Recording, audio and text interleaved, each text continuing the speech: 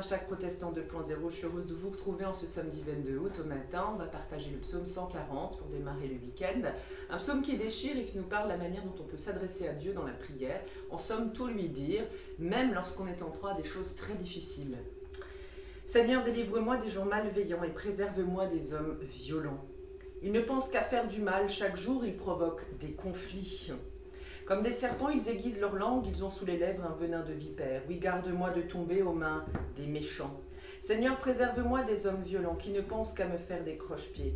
De ces arrogants qui m'ont préparé un piège pour me prendre. Ils ont tendu corps des filets, placé leur embûche au bord du sentier.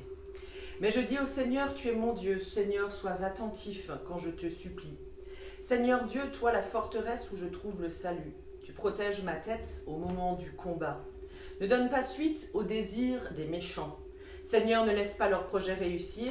Ceux qui m'encerclent se montrent pleins d'audace. Ils m'ont souhaité du malheur. Que ce malheur les atteigne eux-mêmes. Que des charbons enflammés leur tombent dessus et que Dieu les fasse dégringoler dans le feu. Dans un gouffre dont ils ne remonteront pas.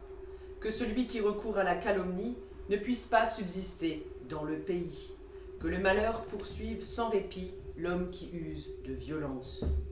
Seigneur, tu rends justice aux pauvres, moi je le sais.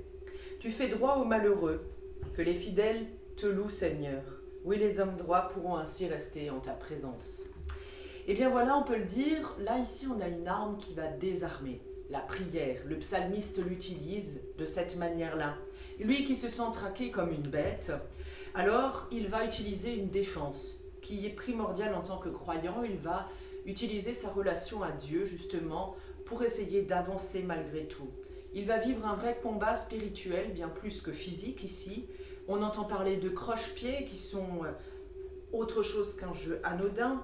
Il s'agit d'une lutte ici contre la méchanceté des hommes, contre la calomnie, contre la violence des autres. Ainsi, en tant que croyant, on le sait, on peut rester confiant dans cette relation que Dieu pour nous s'engage à nos côtés dans une bataille qui est d'abord et toujours pour le bien. Et je vous propose de terminer avec ces mots qui sont justement issus du Talmud. Dieu est toujours du côté du persécuté. Si un juste est persécuté par un méchant, Dieu est avec le juste persécuté. Et si un méchant est persécuté par un méchant, Dieu est avec le persécuté. Si un méchant est persécuté par un juste, Dieu est du côté du méchant persécuté contre le juste persécuteur. Sur ces paroles pleines de bon sens, eh bien, je vous souhaite un très bon week-end. On se dit à demain pour la prière, justement, non du petit-déj, mais la vidéo de 11h, avec un message qui nous sera apporté par un collègue qui va nous emmener en mission et faire un tour dans les Vosges. Je vous dis à demain.